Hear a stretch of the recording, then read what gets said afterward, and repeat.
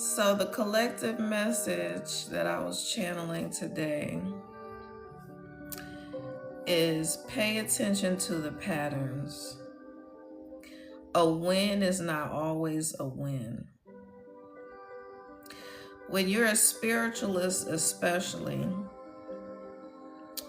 someone who should know better. I mean, we all should know better. We all know right from wrong. We all have a moral compass that we go by. We don't have to have the Ten Commandments. We don't have to have Ma'at to know when we're doing people dirty. So when you're doing harm to others, this is a message for the people that are doing harm to others. And I'm going to repeat that throughout this message because I don't want the people who are out here trying to do right by people to get their trials and tribulations twisted with people who are actually out here being trifling as hell. The people that I'm speaking to are those who have deliberately, with intention, gone after people who challenge their ego, who challenge their success in their mind, the people who are trying to be out here competitive and trying to slow people down from their purpose, especially when they come against those people who are trying to do right by the collective. When people who come against those who are specifically sent here by the divine for a high calling and a specific purpose, and their messages are supposed to be for the highest and best good of the collective. Their messages are for the elevation of the collective. Their messages are for the awakening of the collective. When people see those people and come against those people, knowing that they're not out here trying to do harm, they're not out here um doing anything nefarious or out here perpetrating a fraud, because the collective has gone through things and done what is necessary to heal themselves, become a better person, to transform their life, to transform their mind, their will, their emotions, their attitudes.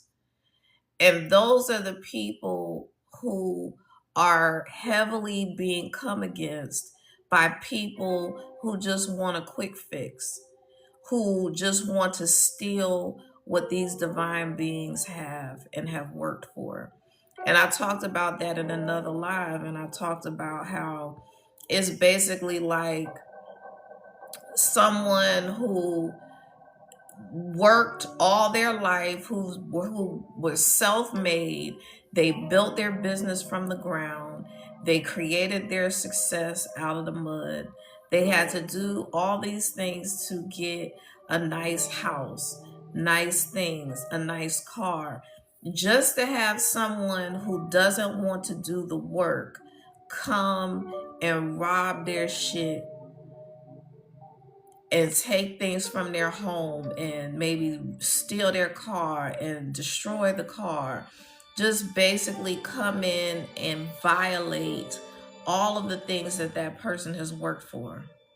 But what I'm talking about is from a spiritual perspective. Yes, there's, real instances where people are thieves in the natural, but there are more, spirit is saying there are more spiritual thieves than there are natural thieves. And so spirit wanted me to talk about the um Sean Combs documentary that 50 Cent put out, and but I'm gonna talk about the message I channel first. So again, this message is for people who are intentionally seeking to do harm to the collective, who are out here trying to do right by people. So, when you're a spiritualist doing harm to others, especially others who are trying to do good works for the collective and the divine, you are like a sheep being led to the slaughter. The divine will always allow you to think that you're getting ahead and won't allow you to see the drop off of the cliff until you're already plummeting to the ground without a parachute. If you see, and at the beginning I talked about pay attention to the patterns. If you see a pattern in your life of what seems to be forward movement that turns into an instant tower moment, you've been doing people dirty. And that's a distinction I want to make.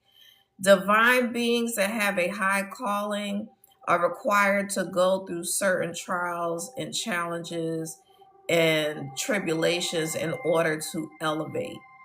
They have to go through a lot of hardship in order to show the divine that they can be resilient, that they can overcome trials, that they're ready to take on this high calling and this responsibility. It's also a process of helping these divine beings to heal and to transform so that they can be a neutral party in helping other people to heal, transform, and to elevate, and it not be a situation where that person is resentful about what they had to go through and projects their pain onto others.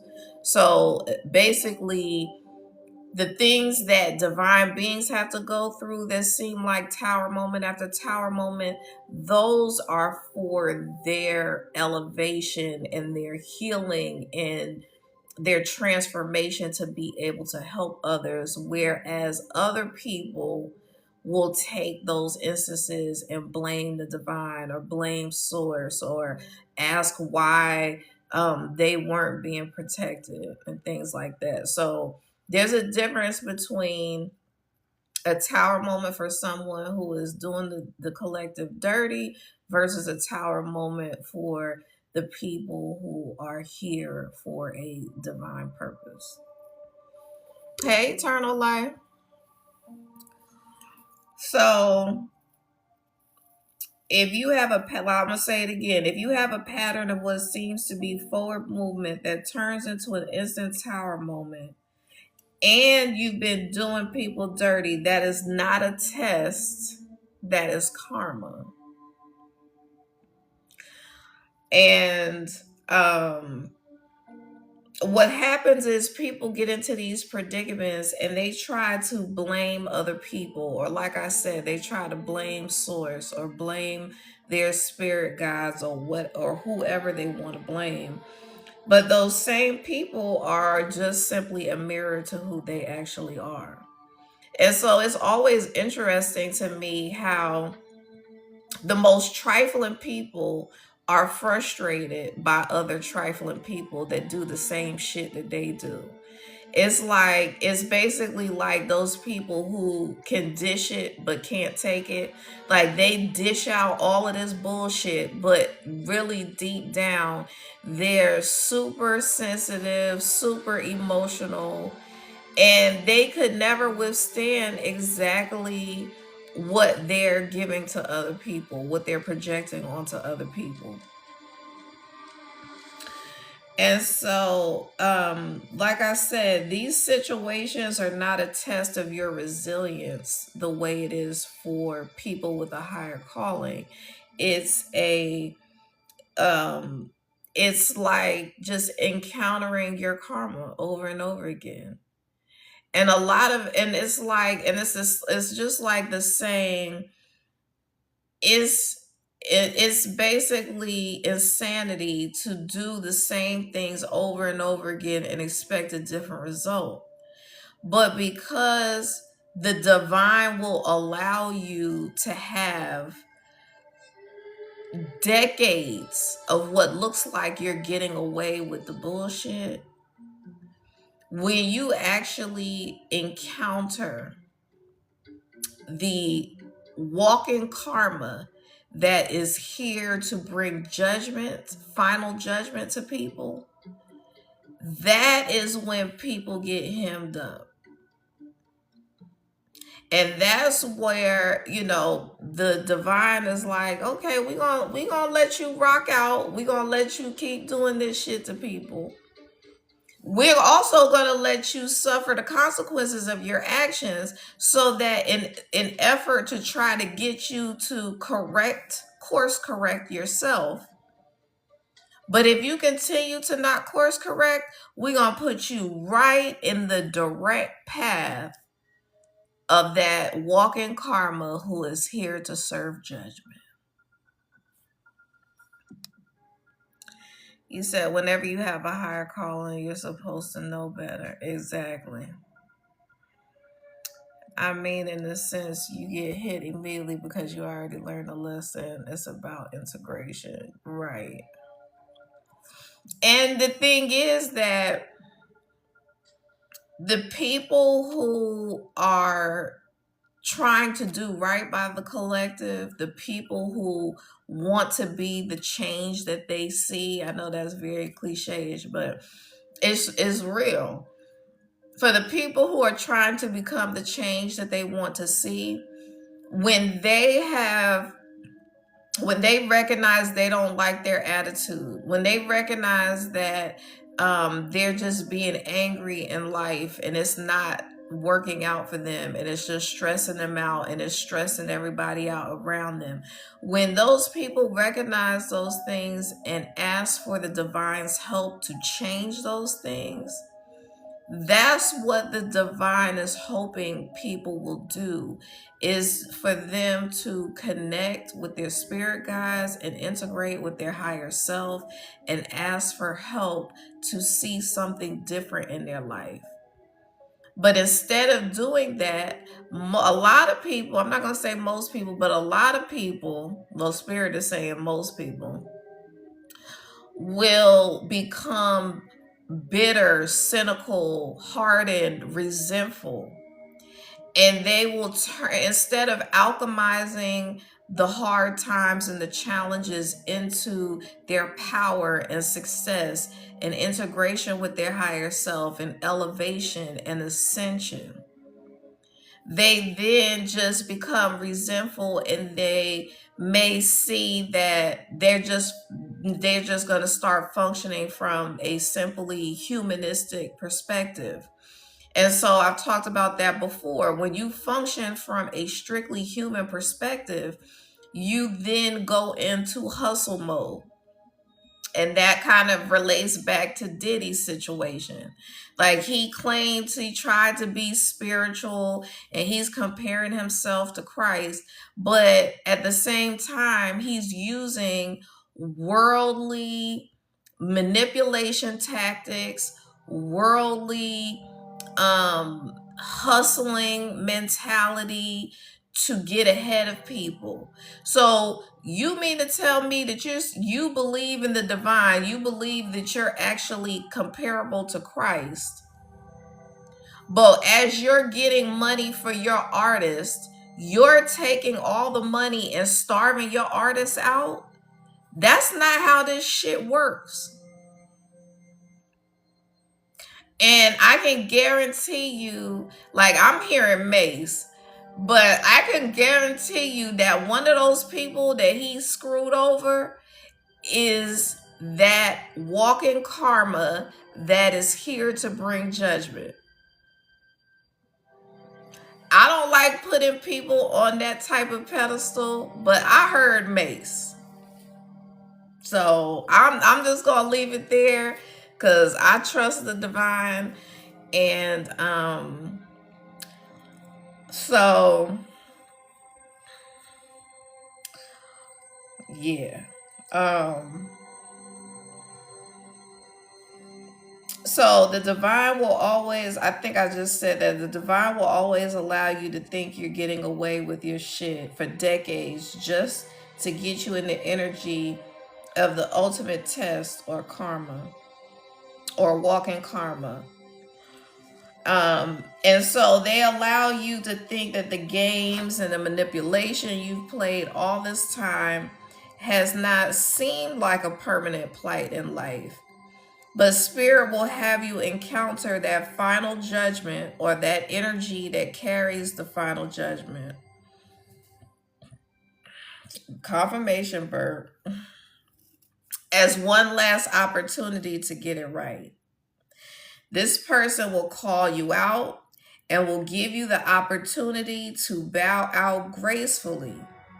But if your ego is bigger than your faith, you'll be permanently in a place of struggle.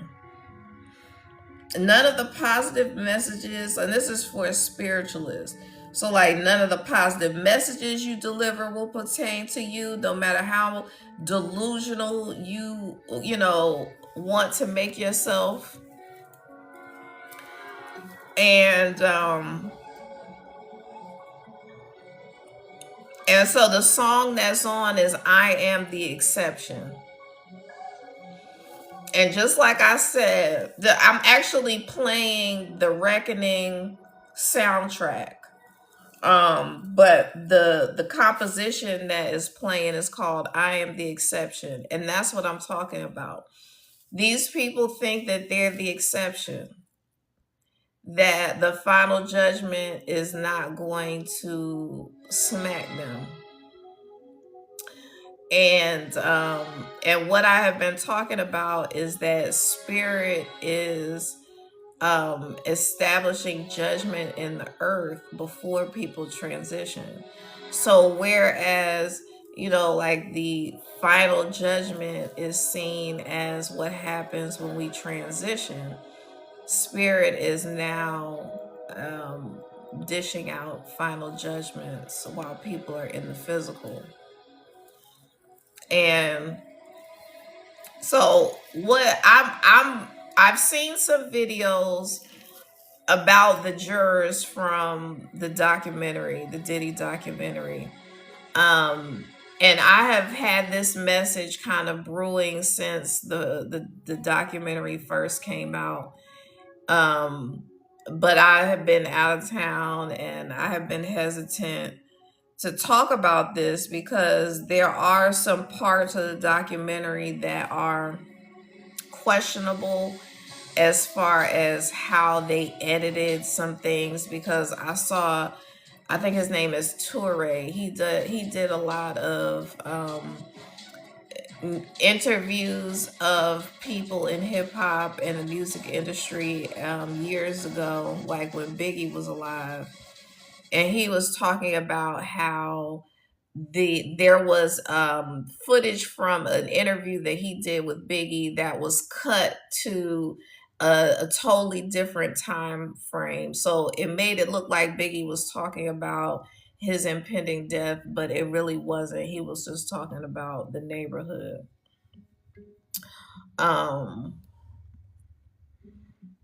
You said, I feel like judgment starts in the heart and it translates into reality and then on a mass scale. Yeah, definitely. I agree with that.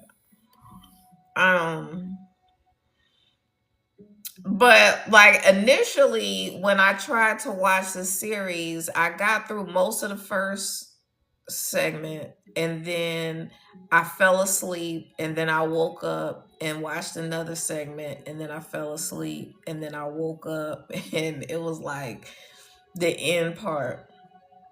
But it was interesting that the portions of it that I was awake to see had the most impact on the entirety of it, because now that I have actually watched the entirety of it, the segments that I saw in and out of sleep were extremely powerful.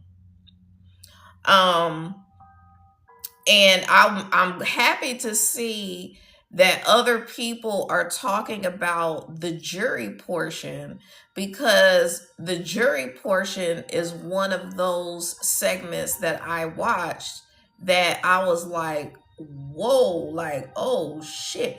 I mean, we all know that the justice system is flawed. There are a lot of antiquated methods that are used today that probably should not be used because of social media, because of how narratives are manipulated in the public, and because of how people with public personas and all of these, you know, their charisma and how they interact with the public can affect a jury's decision. And this was one of those cases. You said Brian Steele, one of the most infamous lawyers. Was he on Diddy's team?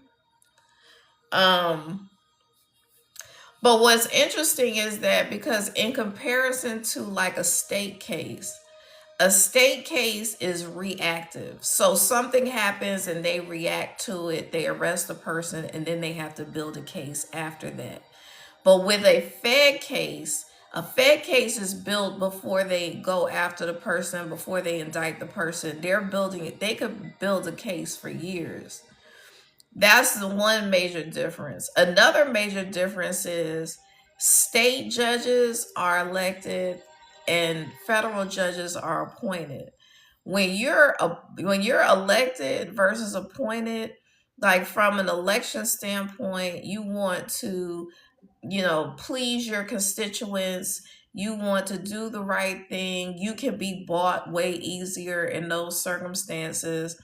Um, I know when I worked for the federal government, they did a credit check to see if I was in a whole lot of debt and, if I could be bought, so to speak, versus state. They don't check anything. They damn near don't even do a drug test. And so there's differences. And so it makes more sense to me that because federal judges, it's harder to buy a federal judge, it would make more sense to me to have something decided by a federal judge versus a jury. Because what makes 50 Cent a genius and his executive producers is the fact that he chose a black and brown person. I feel like that was very intentional, that it was not made out to be a black and white thing as far as the decision. He chose a black female and he chose a brown male. And it showed bias instantly. First of all, the female was a groupie, straight up and down. She tried to pretend that, oh, I wasn't a fan of him, but I liked 112 and some other bands. I think it was Jodeci that he helped to become a big thing. She was like, I liked their music, but I wasn't a fan of his. But she was dumb enough to talk about her interaction with Diddy during the trial. He should not have been doing that. She should not have been doing that. Because actually, the Indian male who they interviewed, the other juror, he specifically said, we were given instructions that we are not to interact with the defendant.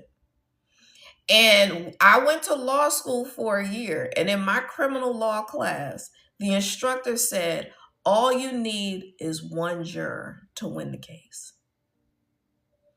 He said, when you're delivering your opening and closing statements, if you want your client to win, you hone in on one juror. You lock in on one person. And that's going to be the person that's going to win your case. He said, now, if you just know that if you know that your person is a damn scumbag and you're not even interested in having them win, you just talk to the whole jury box. He said you don't even have to look at anybody. You can look at the wall behind them when you're talking. But all you need is one. And this dummy was talking about how when people were testifying, she would make a face and then Diddy would make a face and then they would exchange glances and that, and then she talked about the fact that there was one particular testimony where I think it was Diddy's personal assistant or something like that. And she was saying that he kidnapped her to take her to Kid Cudi's house to kill Kid Cudi, because she was like, he basically had a gun and he ordered her to come with him to Kid Cudi's house because there was a whole other situation with Kid Cudi and Cassie, and you have to watch it to get the whole gist of it. But this woman was basically saying he forced me into the vehicle, he forced me to this dude's house, the guy wasn't there, so it didn't happen that day. But it is kidnapping. And that's where jury instruction is very important. That's where the prosecution explaining things to jurors is very important. That's where building your case is very important. Because this girl was like, yeah, when she testified, it just didn't make sense that she was talking about being kidnapped. Kidnapping is not limited to like an Amber Alert where somebody's father kidnapped a child and they on the run and they're being hunted down. Kidnapping per the law means you can be moved forcibly from one room to another within the same dwelling. That's kidnapping. So for somebody to forcibly move you from one place to another with a vehicle and all of that, that's 1000% kidnapping. But because he wasn't on trial for kidnapping per se, maybe that was one of the counts. I don't know, but I don't think that he was being charged with her instance. I think that her testimony was supposed to give context for what happens. So it was supposed to speak to his violent nature, his controlling nature, things like that. His intention to hurt people. So for her to say that had a big impact on her, that was up to the prosecution to question the witness in a way to say, okay, we understand what kidnapping means, but in the context of this case, blah, blah, blah, or whatever the case may be, because from an attorney perspective, you have to be 10, 20 steps ahead of the jurors, especially who are making the decision. And you also have to control the narrative for where you're trying to go with that particular witness. So that was very important. That was a very important point that the documentary brought out. But the other very important point that the documentary brought out was that even though this Indian man, not native Indian, we're talking about India Indian, he said that Cassie voluntarily stayed in a domestic violence situation. So that again is up to the prosecution to establish and explain to the jurors the definition of domestic violence, trauma, being not being able to leave a domestic violence situation, because it was way beyond her voluntarily staying in a situation. This man, bona fide, genuinely did not know who Diddy was or his music or anything like that, which is totally believable because he's Indian and he's an older man. But the fact that in the Indian culture, their wives walk behind them. They don't value feminine energy the way other cultures do. And then to have to look at somebody, even though you saw, even though they saw the video where Cassie was trying to escape and he forcibly brought her back, this man still was biased against women and the understanding of domestic violence. So you have two people out of 12 jurors already who are like checked out from all the other information because of their bias.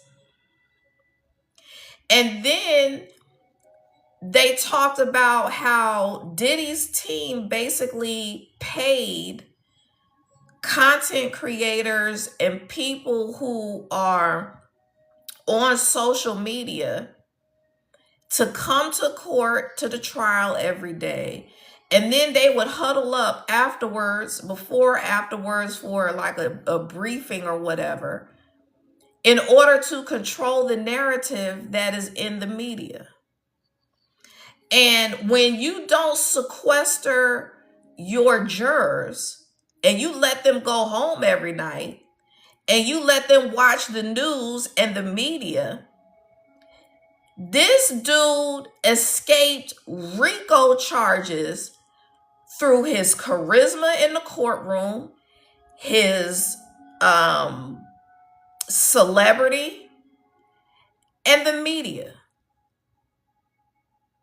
The documentary and Diddy had this idiot, and that's what I'm talking about. The divine will allow you to think that you can control everything in life because of your fame, your money, or your ego, or whatever.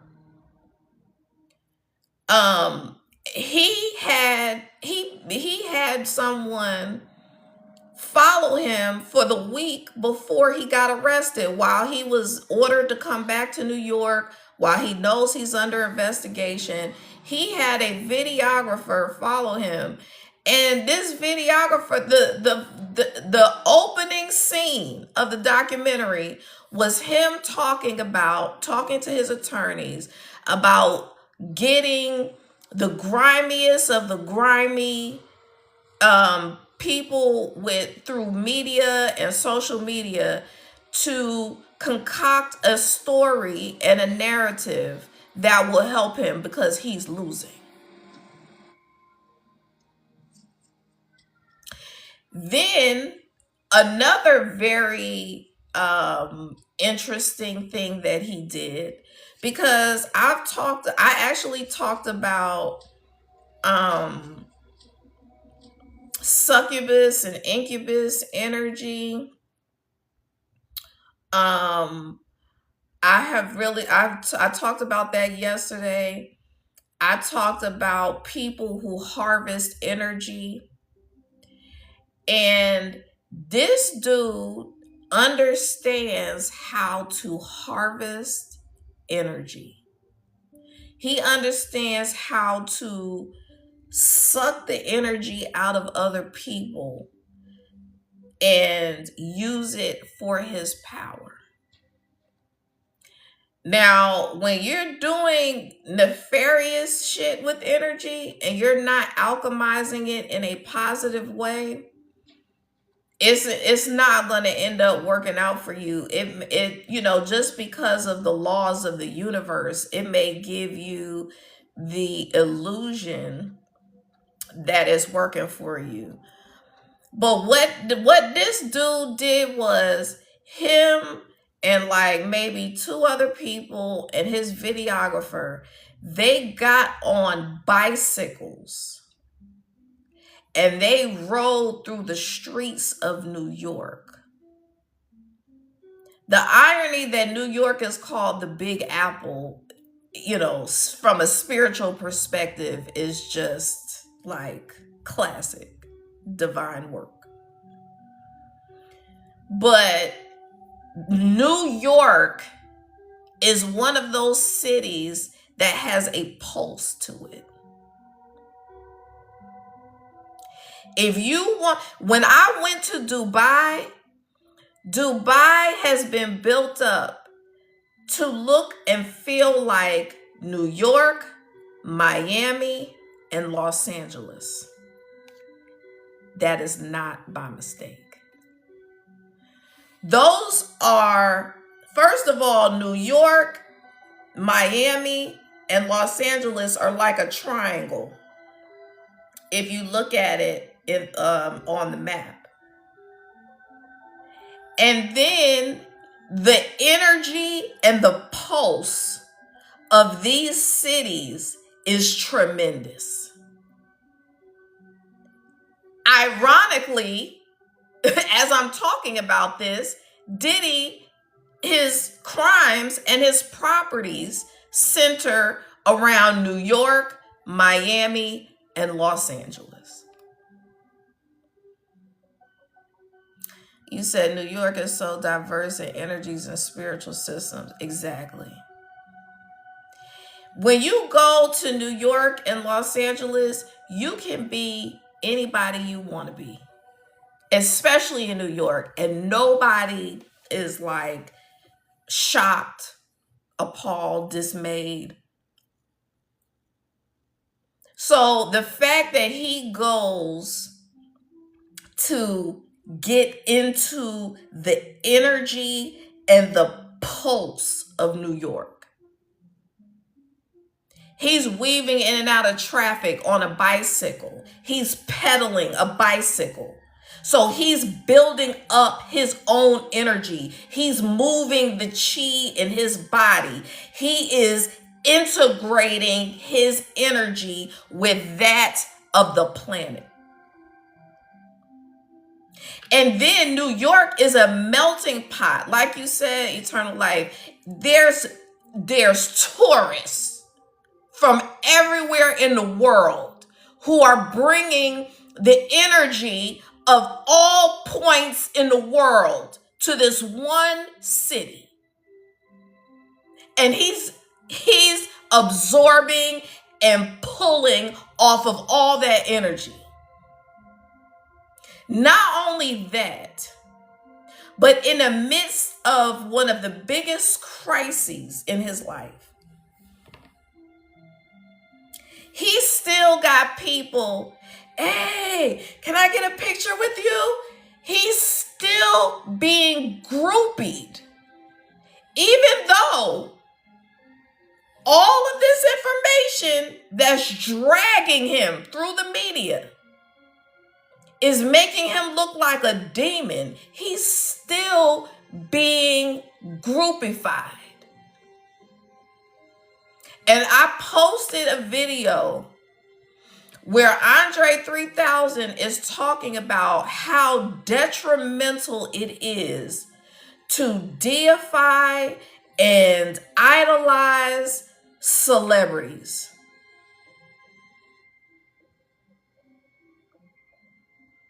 So now all of this is being connected. Because when he feels like he's losing, he needs the pulse of the city and he needs the energy from the people who idolize him and look up to him and want to be like him no matter what.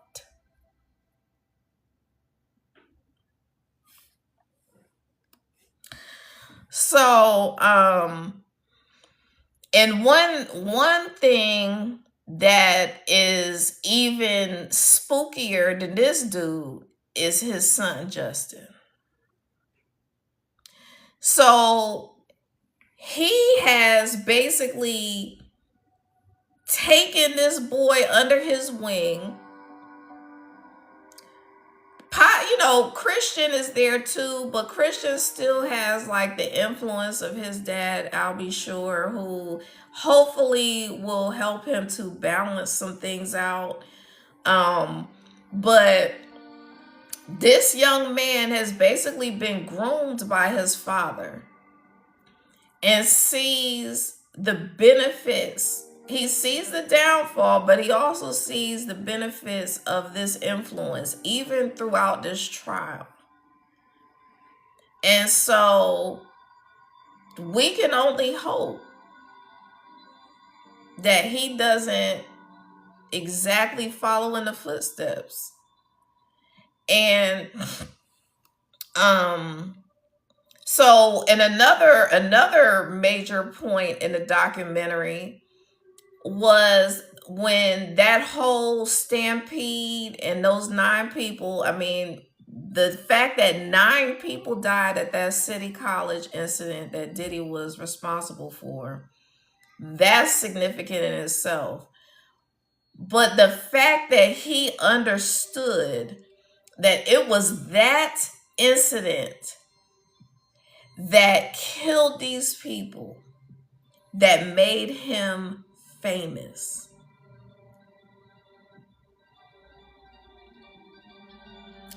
Then he also understood the fact that his father was this drug kingpin, and that was like how his family established wealth initially. So even though his father ended up being killed, he looked at it more from like an energetic standpoint, a power standpoint. And then you have all these people in power that were giving him more power and empowering him based off of his hustle. You have Andre Harrell, who like laughed and giggled about his, his hustle and his determination and drive. And then you have Clive Davis, who basically rewarded him for that same hustle and drive. And if you look at his experience with Andre Harrell, that's where the whole making the band concept came from. Because Andre Harrell talks about how he went and got something for him in record time. And he was like, how did you get back so quickly with the stuff I asked you to get? And he was like, because I ran there and back. And then during making the band, he makes them walk from like, I don't know, Manhattan to Brooklyn to go get him cheesecake or some shit. I can't remember the exact scenario of what happened, but so you see how he takes these concepts and ideas of power and how to harness power. And then he puts a whole big ass tattoo of a deity who protects women and children on his back. So, like the mental health, the delusion, the like the power driven whole situation is like a repeated theme in this dude's life. And I also talked about in a live the other day where it is very significant. Putting tattoos on your body is very significant. Now, no matter how the Bible or Christianity looks at, putting things on your body, It is what it is with that. But the fact that he, with intention, chose this particular deity to put on his back, and with the intention of her energy protecting him or having his back, while he is abusing women and who are somebody's child. Because there was another woman who talked about, her name was Joy in the documentary, and she talked about how he drugged her and did sexual things to her and videotaped it and then was playing it for people after that. And she talked about the impact it had on her family, their pride, their dignity, and how much it affected her mother.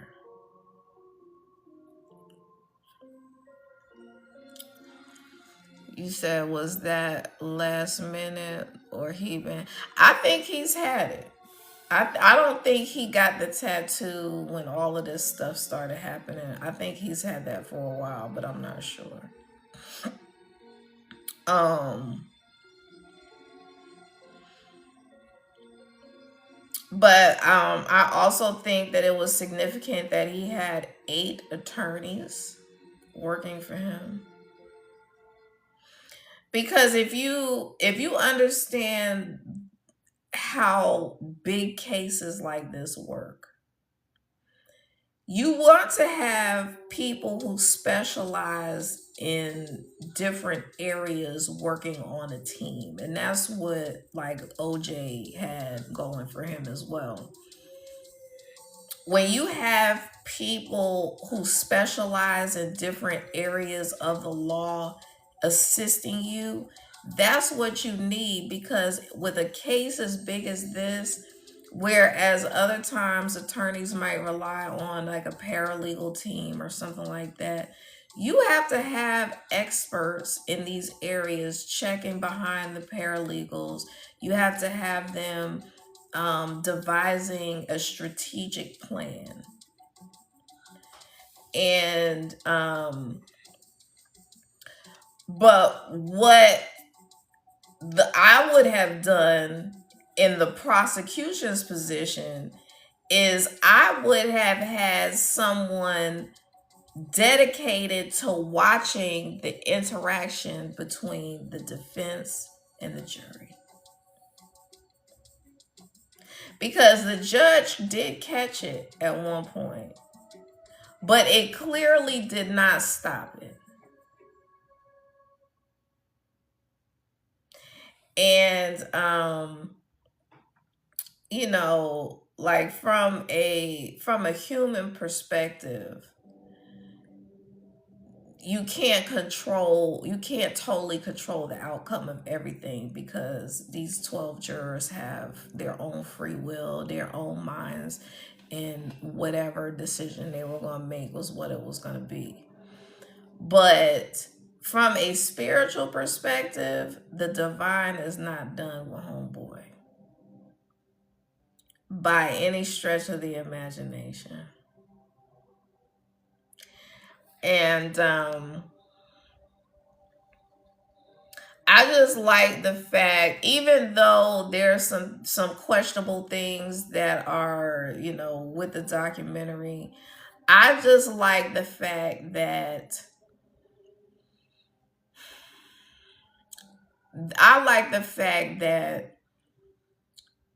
50 Cent is not one of those weak individuals that's going to allow people to punk him and make him feel bad about putting this information out there.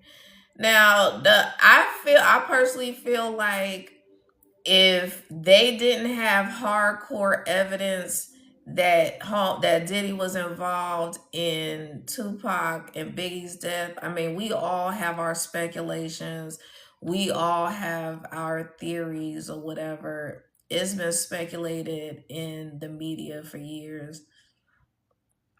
But I would not have necessarily put that as a big focal point if I didn't have like a real solid case to determine that that was what it was. You know, it's okay to put it in there because that was a big part of, you know, the whole East Coast West Coast situation. But I don't know if I would have put a whole bunch of that in there because, like, I've actually, when I lived in LA, I was talking to someone who actually lived in LA during that time. And she was basically saying that the police that were involved in all of that shit, especially with Biggie's death, she was like, the police involved were so damn corrupt, they'll probably never get to the bottom of that case, ever. You said facts because at that point it sounds like conspiracy. Yeah, and it's like, let's stick to the hardcore facts of like the stuff that led up to the case itself. I mean, the footage that he had the person videotape himself was just damning. It was just, you know, I mean, the whole damn, the ego behind this is so immense. Like, it's just unbelievable.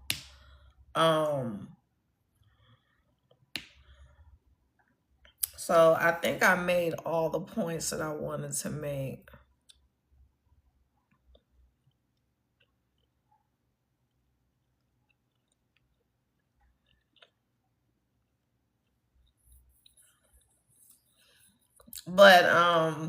But yeah, those are like, if you haven't watched it already, I probably should have made a spoiler alert declaration before I started talking. But I mean, there's really not a whole lot of spoilers with the documentary because we all know what the outcome of the case was. But I think there were some very important points that were brought out in that documentary, and I think that my hope is that the divine will get involved with like stopping his you know, collaborations and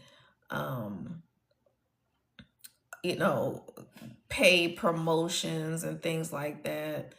um he's definitely going to wear this stint in prison as a badge of honor.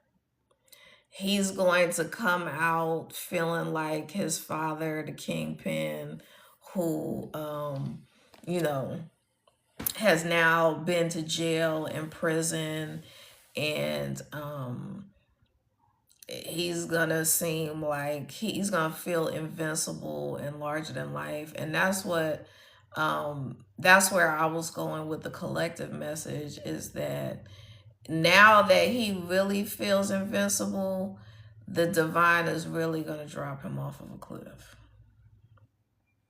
This particular drop off of a cliff had a parachute. The next drop off of a cliff is going to be without a parachute. And so, you know, this is not just a message about Diddy or his situation. This is a message for the collective, like I talked about earlier, because when you are doing people dirty for especially for an extended period of time, and there's no course correction, and you're not doing anything to change the direction that you're going in, it is not going to end well for you. People really don't believe that the divine sees all. I mean, hell, there's people now that I still interact with that I see everything they're doing. But I follow the guidance and the lead of the divine. So if they say don't disengage yet, I'm not going to disengage. I'm going to let people continue to think that it's all good, that I don't see them, that I don't see what they're doing, that I haven't seen what they're doing. And just for the divine to drop their asses off of a cliff. But I say these things not to be boastful and bragging and all that shit. I say these things to try to give people an out. People have the opportunity to bow out gracefully. It doesn't mean that you're going to escape your judgment. It doesn't mean that you're going to escape the consequences of what you've already done. But it just means that you can bow out now before you create more damage. But what happens is people will take my words and take what I'm saying and get even more mad about it and then ramp up the damn spell work and shit that they're doing. They'll be even more resentful and more hateful towards me and all that shit because they don't want to hear what I'm talking about. But you just putting yourself in a worse predicament. Because I didn't get here just for nothing. I'm not doing what I'm doing for nothing. I'm not out here harming people. I'm not out here projecting on people. I'm just speaking the truth that I get. And if the truth doesn't sit well with people, then that's where the problem comes in. Because if you like, there have been many times when truth has been spoken to me and it's pissed me off. But I'm not taking it out on the messenger. I'm just sitting with it. I'm looking at it. And I have to be honest with myself. If it's true, it's true. And if it pisses me off, then that's an indication that I need to do something about it within myself. It's not about getting mad at the messenger. Even when I would have to get hard messages from people, I would not ever be like, oh, doing rituals and spell work and may this person get this, that, and the third, or whatever, whatever, whatever. Even if I get the impression that someone is doing something harmful to me, I always let the divine handle it. And I'm going to continue to say that. Because there is no spell work that is justifiable, period. And I tell people there's no return to senders that are justifiable. Let the divine handle it. When I started, and that's what alleviates fear. It alleviates fear of the unknown. It alleviates fear of the future. It alleviates fear of people doing spell work and things like that. Because when you actually trust in the divine, when you believe in your protection, when you believe that Archangel Michael can be called on for help in your protection, when you know that your higher self is always guiding and protecting you, when you know your spirit guides and your ancestors of the highest light and vibration are always protecting you, there's nothing that I can do, there's nothing that anyone else can do to harm you. And like I was saying the other day, my spirit team will occasionally allow me to feel some of the effects of what people send towards me.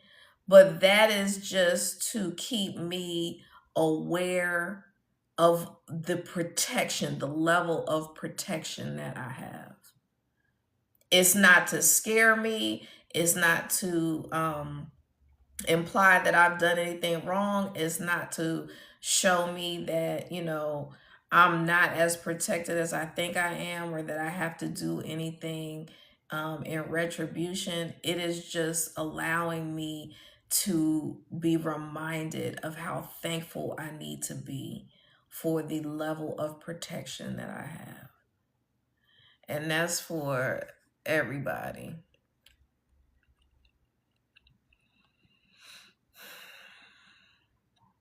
You said, I know they're trying to prove character, but create narratives behind actual evidence to prove points. You mean the attorneys?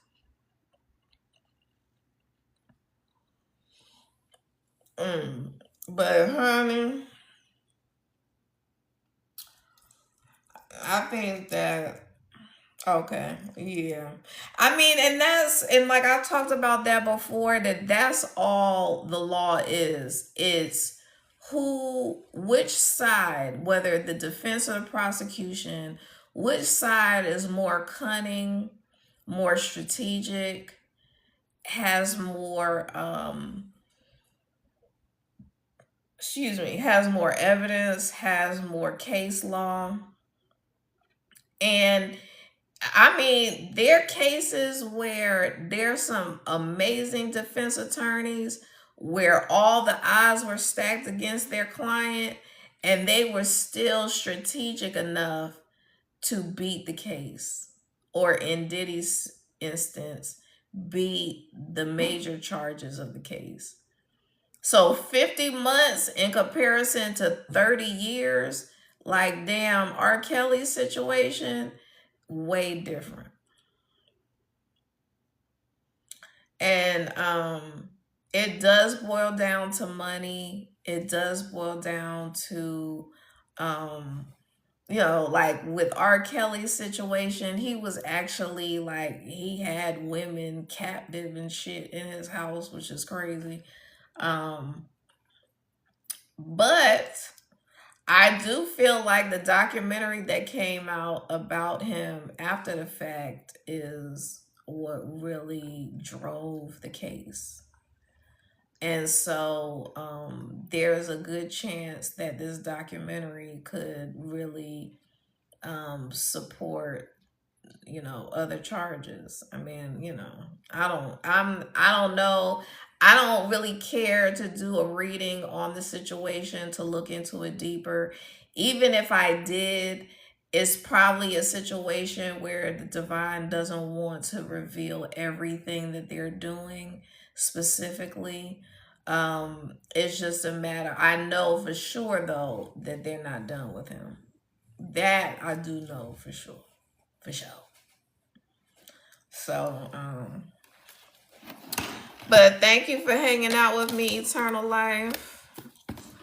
I'm about to get off of here. Actually, let me pull a couple cards and see what the cards are talking about right quick.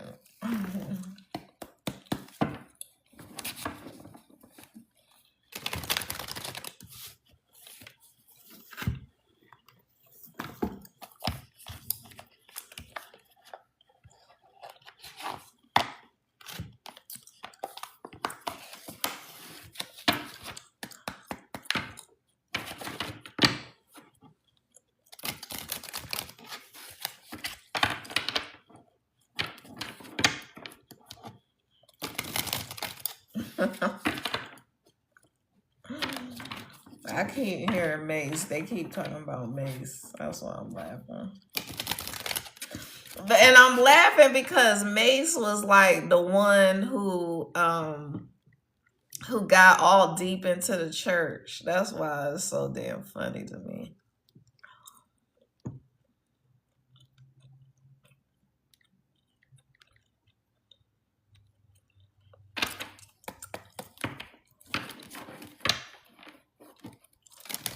Right, Pastor Mace.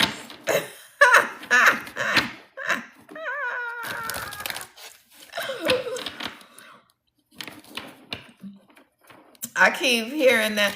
I think that might be a Cameron song. That horse and carriage. That's what I keep hearing. Yeah, that's Cameron featuring Mace.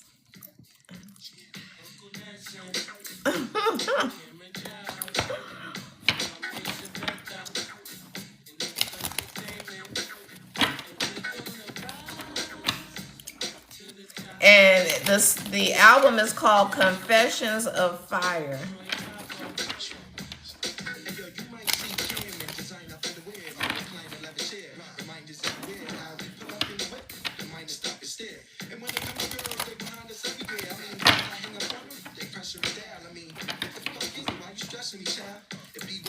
But I will say that Mace is very vocal. Like, cause like the sound bites and the quotes that be on social media of Mace is just hilarious.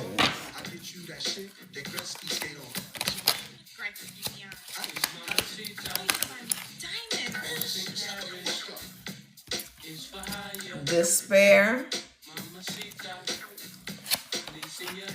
adjudication.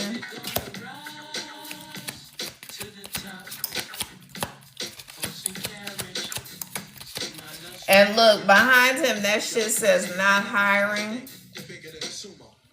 And I was talking about, and you don't know? And you don't know?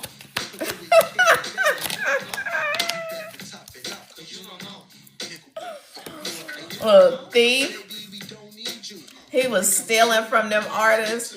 That you don't fucking do. You do not. As grimy as the music industry has been, especially to black people, you don't do that to your people. And that's exactly what I was talking about. And High Honor, Spirit said, oh, we got this. And Mace is talking about we're gonna rise to the top in this song. Horse and Carriage, Loves for Hire.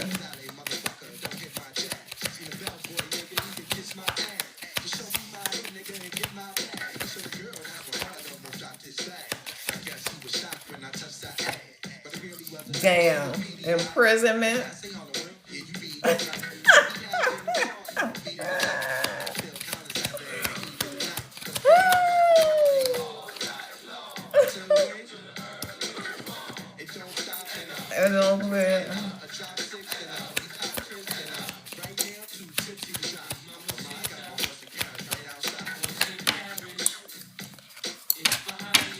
Toil and Labor. And with High Honor, we got Unexpected Income and Eternal Life. You know, I've been talking about for a while the flipping, the turning of the tables, how these people, how the people in High Honor have been treated poorly all this time by these people who are, the elites and have money. Honey, Spirit said, we not done. They said, we are not done. The concern card. I'm going to pull one more card and I'm going to clock this whole live.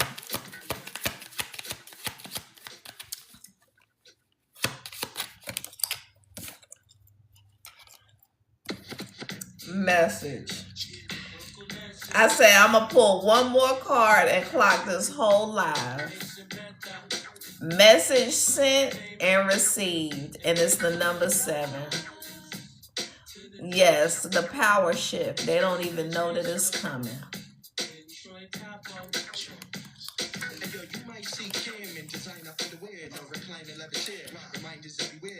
I've been saying the first shall be last and the last shall be first. All those people that treated everyone in high honor, grimy, tried to stop their money, take their money.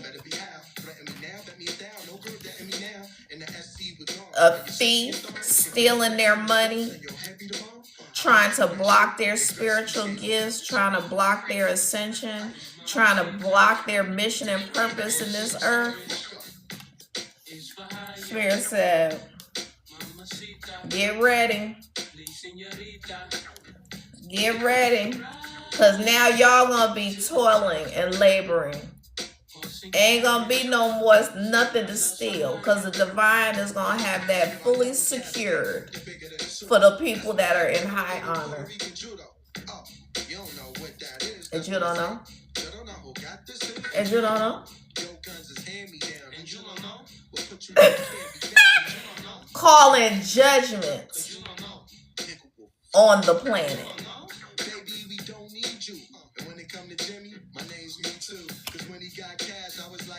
They looking real concerned behind closed doors.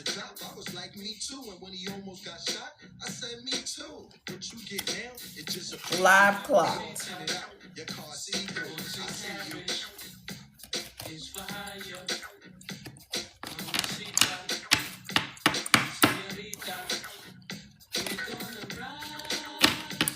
To the top. All right, y'all. See you later, Eternal Live.